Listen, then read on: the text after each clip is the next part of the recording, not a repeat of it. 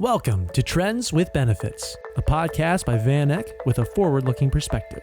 We explore new ways of thinking about the markets, investing, work, and life. Here's your host, Ed Lopez. What'd you do this weekend? So this weekend, I just got married like on October 15th, and so Wow. it was really nice. And we had it in Washington, D.C., and then for our honeymoon, we flew to Miami, and we just stayed on the beach for basically just a week. So just trying to decompress from everything. Yeah, totally. I think definitely people need to decompress after this last year, or I guess almost 2 years of COVID.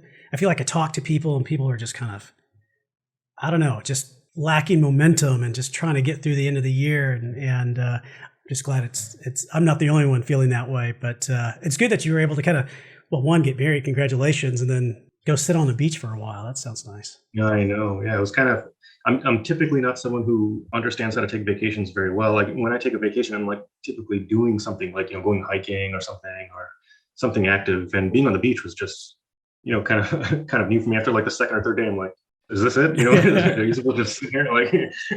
So. Welcome to another episode of Trends with Benefits. Today I'm speaking with Ammar James, equity research analyst and portfolio manager at Van Eck. And we're going to be talking about food, specifically the future of food and perhaps the idea and theme of food sustainability. Ammar, welcome to the podcast. Hi, Ed. Nice to talk to you. Let's start out with a little bit of your background, Ammar. Have you always focused on agribusiness and that particular sector, industry?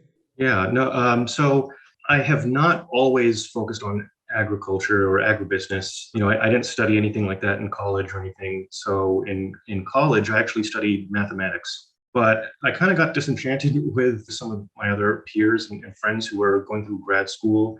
The experience didn't seem all that it was cracked up to be. And after college, I just, wanted to take a couple of years off and, work in the industry and see, if I liked anything else. So after college, I, applied to a couple of jobs and I didn't really have any direction. I just knew that I wanted to do something with data and, numbers and things like that. And it was kind of serendipity because the first job I got was with Cambridge Associates. So I was kind of like in this, back office operational data analyst, type of role. And it really was just, working with data, day in and day out. And I was kind of happy with that. And it really got me on the front lines with dealing with the messiness of financial data. And after a while, after a couple of years, I really started to get interested in just doing investment research and investment due diligence myself. So there was an opening on one of the research teams, and I applied and made it. And that happened to be the real assets research team. At the time, the team was pretty big. I think it was like something like 18 or 15 people or something like that on the team. And a lot of heavy focus on real estate and energy and mining, and agriculture kind of seemed overlooked. As a young junior analyst, I thought I'd make myself a name for myself. So I decided to at least pick up the tab on the agriculture side of the investment research. And I just started to find a lot of really interesting opportunities. That really set the way for me in terms of falling in love with the industry, falling in love with the sector, and all of the dynamics that come with that. And after a while, I think I spent maybe 4.5 years there. There was an opening at Van Eck for just a dedicated agribusiness analyst. Took the chance, and that's how I basically started at Van Eck as a dedicated agriculture analyst. And so I've been here for about 2.5 years, and that's basically what I've been doing. You're definitely the right guy to talk to about food and the industry of food. One thing that I've seen recent articles on is food inflation. I don't know if you have any insight onto what's going on there, what's driving food inflation, and is it different today than perhaps past periods of inflationary experiences with food prices? Yeah, that's a good question. This year we have seen the fastest rate of change in food prices in a decade, along with the highest levels of food prices in a decade, and that's pretty striking. I actually wrote about this topic earlier this year after the Food and Agricultural Organization, the FAO, reported that in January, food prices had the sharpest month-over-month and year-over-year increase in a decade. And then, what we've seen since then is that food prices have just been grinding higher throughout the year. So, for example, if you look at the most recent data from the FAO, which came out this last month, food prices are at the highest they've been in 10 years. Most of the headlines that you talk about, I think they focus primarily on just, what's happening right now with a COVID-induced supply chain issues, and that's fine. But we started seeing hints of food inflation back in 2019. And that year, African swine fever was really tearing through every region of China. And that really decimated China's hog population, which happens to be, the largest in the world. The numbers are a bit opaque coming out of China, but most estimates converge around China's hog population declining by something like 50%, which roughly translates to 100 to 150 million pigs either dying or being culled. That sent European pork prices to 6-year highs, since that region imports a substantial amount of pork products from China.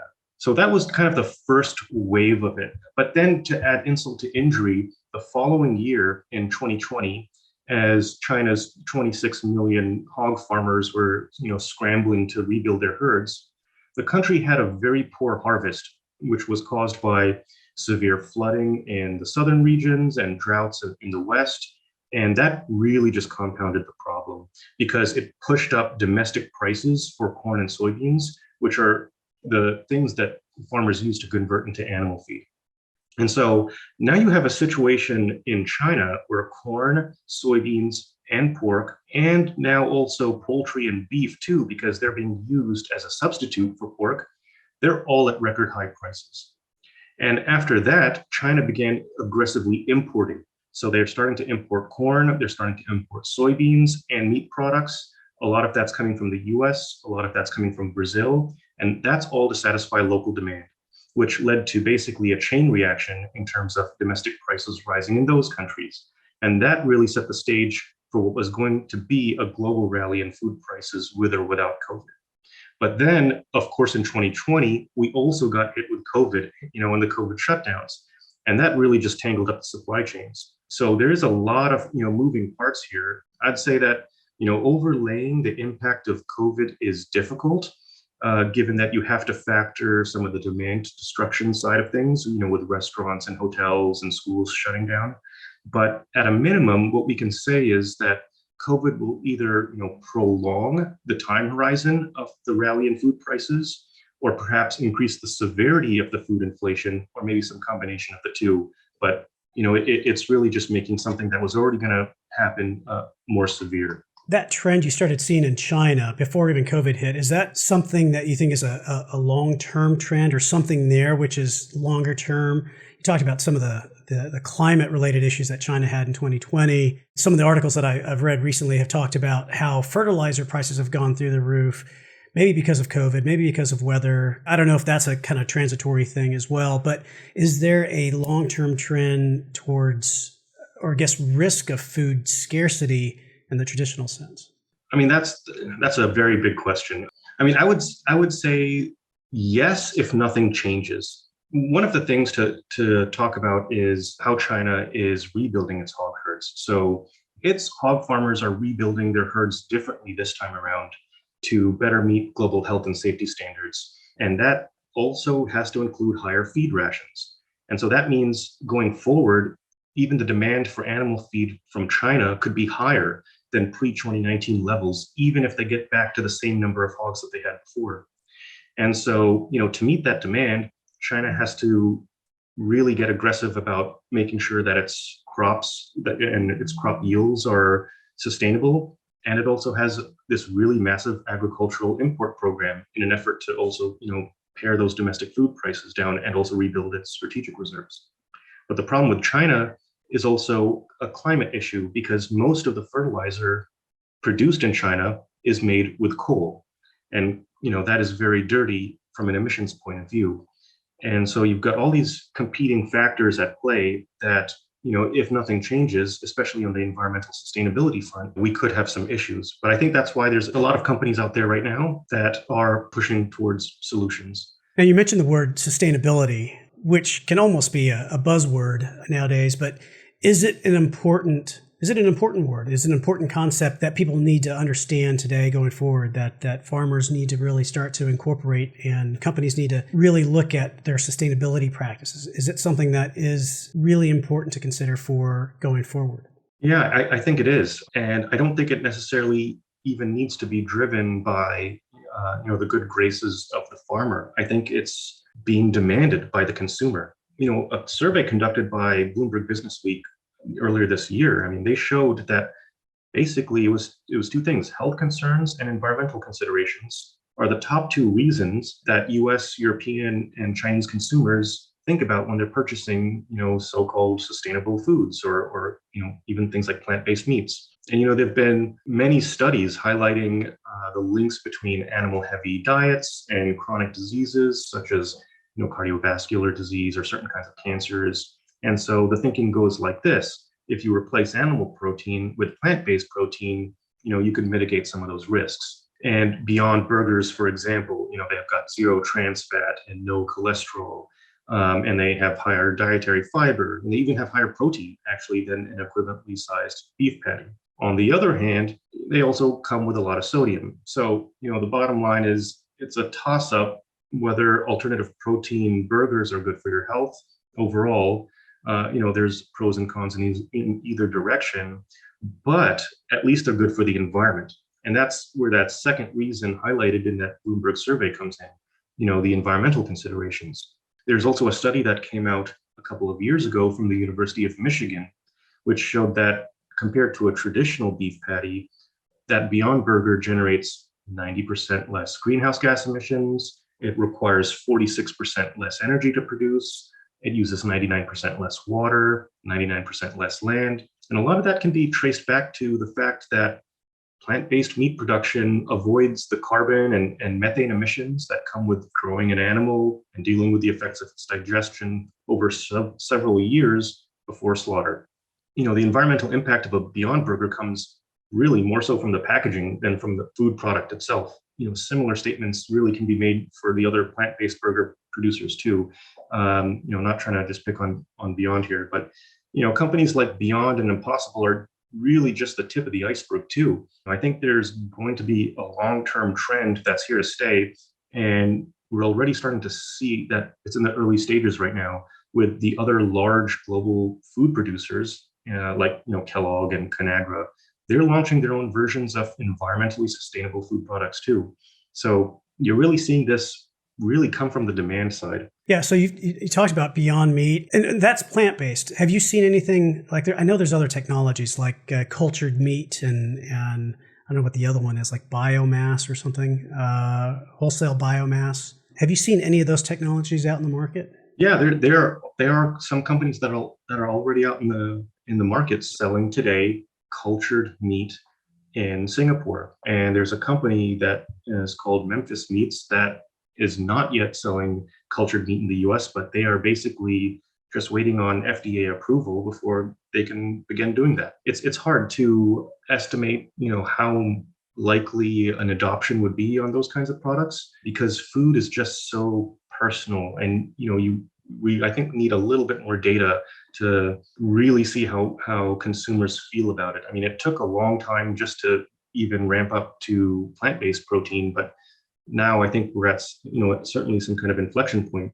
The plant-based protein sector is just so exciting to be in right now because it has just generated a whole supply chain of companies that are trying to help improve the taste, texture, flavor, nutritional profile of all of these, many different kinds of products that are coming to market.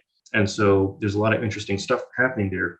There's also interesting stuff happening in cultured meat, but cultured meat is real meat. It's being grown in a vat somewhere, in a lab, yeah. Right? Exactly. So, I mean, it's more industrial process than that, but that's basically what's happening. So, it'll be interesting to see how that plays out and how consumers decide what kinds of meat that they want to consume. How do you define the investment universe? What's your view of the investment universe when you look at companies participating in sustainable food and what we'll call the future of food? I really see it in, three main verticals, and that's food tech, precision ag, and agricultural sustainability. Food tech is kind of what we've been talking about already. It's alternative protein, it's novel ingredients, flavors. These are like, you can think of them like chemistry companies that are really trying to produce the flavors and textures for these alternative protein products. Onshore sustainable aquaculture, animal health and nutrition. That's all under a vertical that we can call food tech. And you've also got a vertical called precision ag, and that's more stuff that's happening on the farm. You can think of things like robotics and automation, indoor and vertical farming, data collection and analysis, software, even sophisticated and improved water and irrigation systems. And then lastly, you've got the agricultural sustainability, and that's basically, I don't want to call it a catch-all, but that's really just focused on agricultural sustainability as a whole. So you can think of things like sustainable and safe fertilizers, sustainable and safe crop chemicals, the seed and animal genetics that we were talking about, or sustainable food packaging, or even food waste and biomass, and perhaps even converting crops and other food waste into energy, and things like renewable green diesel and things like that. So, I would say the universe is maybe roughly 150 companies so far, with a combined market cap of $2 trillion. And broadly speaking, roughly 50% of that universe by market cap is in that food tech, vertical that we talked about. And then the other two subsectors are, split roughly evenly, 25-25. And the reason why that food tech dominates the space right now is because of the growth in alternative proteins and the entire specialty ingredients subsector that's basically forming around that to address those challenges that we mentioned with taste and texture and flavor and nutrition. So you get other chemical companies that are involved with that for the flavor aspect, right? The nutrition aspect. That's right. Yeah, exactly. So you've got a number of competing companies that are essentially trying to pitch to alternative protein producers saying that, we can give you that mouthfeel that's a little bit closer to meat that you want, or we can keep the moisture in the product while still retaining, some of the flavor, or even, it goes to even the smell. It really is just all aspects of the chemistry to try to figure out how to make these plant-based meats taste more and more like the real thing. So they might have different cost inputs, right, than more traditional meat producers? Yeah, that's right. Because the cost inputs for a traditional meat producer are pretty straightforward. You've got the animal, you've got the land, obviously, and you've got the animal feed. Those are really the big ones. And for these plant-based producers, yeah, you definitely have a much more complicated process, and the costs definitely are higher right now. And that's really what the challenge has been over the past 10 years. I think the industry is almost there, but at the same time, it's tough because with alternative protein, or at least plant-based protein, right now they're just trying to target specific kinds of meat products. They can't actually replicate all meat products, and so, you've got burgers, obviously, but, this ground meat type of products, sausages and things like that. That's not the first avenue that these alternative meat producers are tackling, because that's the easiest. It's a completely different story if we're trying to talk about, a steak or something like that. They're not quite there yet. But in terms of things that used ground beef, I think they're pretty close in terms of just the margin and the costs being, roughly similar. So then what's the potential competitive advantage a company like Beyond Meat or of the like have over traditional meat producers? Is it just the fact that they're more sustainable, and perhaps there's that consumer demand that's driving them, and that therefore that makes them attractive, or do they have something else, some other competitive advantage? Yeah, it all goes back to what consumers want. Really, at the end of the day, the consumer is king, and what we're seeing is that consumers want healthier options, and they also want more environmentally sustainable options. And it's really hard to pitch a traditional or conventional animal-based protein as environmentally sustainable when right next to it you've got a product that has a 90% less environmental impact than traditional meat products. Let's talk about a couple of the other verticals. Maybe, I don't know if you can give a couple quick examples of precision ag. What are the names or companies doing something there? Sure. So maybe one that's been pretty interesting for me is a company called AppHarvest.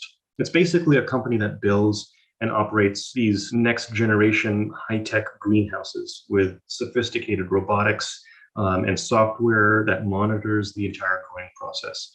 And right now they're just producing tomatoes, but the company has plans to expand into other fruit and vegetables.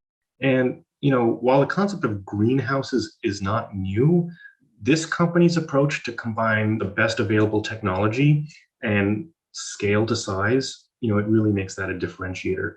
And just to give you a sense of the scale here, the App Harvest farm in Kentucky is bigger than 50 football fields and can produce about 40 million pounds of produce a year. So, I mean, it's a huge, huge facility. I mean, it's not just a small greenhouse somewhere.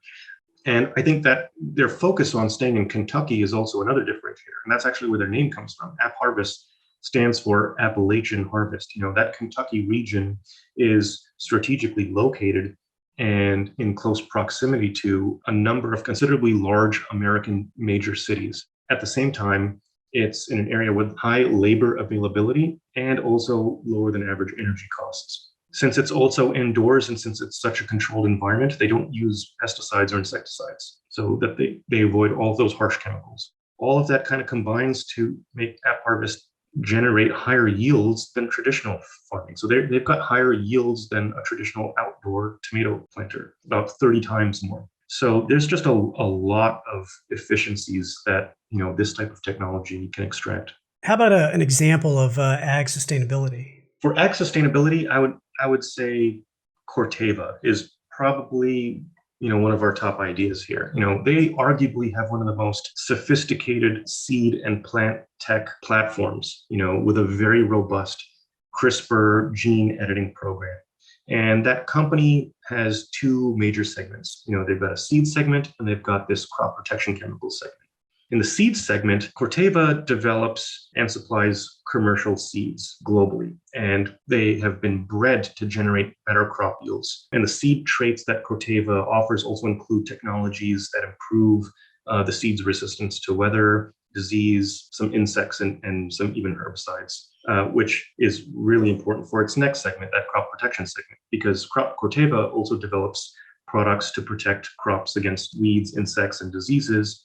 And many of the crop chemicals are designed specifically for its seeds. So what that means is that Corteva's crop chemical products are sold in conjunction with its seed traits that have been engineered specifically to have resistance against the herbicide's active ingredient, for example. And lastly, I'll say that Corteva is one of the premier companies that are building out its biologicals portfolio. And what that means is that it's already developed and marketed, crop chemicals that are biological, which means that they're derived from natural organic materials. We really see this as a material growth driver, for the company over the next 5 to 10 years, as demand for biologicals picks up and their portfolio shifts away from their synthetic product lineup to more of a biological product lineup. So we're really, sitting here at this kind of inflection point with where this company is going to look like, over the next 5 to 10 years. What should one consider when looking to invest in this space? How do you go about evaluating a company, like on its tech or the success of its tech, other factors? Yeah, that's a good question. I mean, I think that's maybe the mistake that some of the investors that are trying to get into this space fall into. They think that if they can just identify the company with the best tech, for example, then that's going to be the company that clearly succeeds. But it's not really always the case, because in the agricultural sector, the technology goes at the pace of biology. It's not like other tech sectors or tech enhanced sectors. And there's also a lot of, personal preference involved. I mean, it's really difficult to say, who has the best tech for alternative-based protein, because it comes down to a matter of taste, or it comes down to a matter of what kinds of pros and cons the consumers are willing to consider regarding their health or regarding the environment. You have to have not just the best tech, but a very competent management team with, a very sophisticated action plan for meeting with farmers, meeting with distributors, having a pulse on consumer preferences. It's like a constellation of things that you have to look for really will determine, what companies will succeed and what companies will not succeed. What's one long-term trend you see playing out over the next several years? I think one long-term trend over the next several years is probably going to be the environmental impacts on fertilizer usage and basically fertilizer usage. In terms of, I don't think people are fully aware that producing fertilizer, particularly nitrogen fertilizer, it generates a lot of emissions. There's a company that we look at called Yara. It's actually, I think, quite a good company, actually. And it was one of the largest fertilizer producers in the world. And, without that fertilizer, we wouldn't have enough food. So it's definitely a good thing that they're doing what they're doing. But they're also the largest purchaser of European natural gas, because they need that natural gas as feedstock to create nitrogen fertilizer. And so there's a lot of environmental concerns out there. Thankfully, Yara and the other fertilizer producers, they understand the situation, and almost all of them have started programs to become more environmentally sustainable and have started pilot programs to try to develop these fertilizers without the use of fossil fuels. And so there's some promising, case studies and pilot programs that are going on right now. And so I would say that, over the next 5 to 10 years, I think you're really going to start to see that whole sector shift. All right. You ready for trend or fad or speed round? Yeah, sure. Farmland investing, trend or fad? I think that's always going to be a trend no matter what. Maybe not a big one, but it's always going to be there. Crowd-funded private investments, trend or fad? I'm going to say trend. Prefab home building, trend or fad? I think that's a fad. And the metaverse, trend or fad? Oh man. I don't know. That's tough. I want it to be a fad, but it's probably going to be a trend. There's so much activity in it right now, right? Yeah. Yeah. Well, cool. This is great, Ammar. Thank you very much for your time. What's the best way for people to find you and reach out to you? Best way is probably LinkedIn. Just find me and shoot me a message. I will also remind people there's plenty of great content on the vaneck.com website as well. And with that, again, thank you very much. And thank you for tuning in to another episode of Trends with Benefits.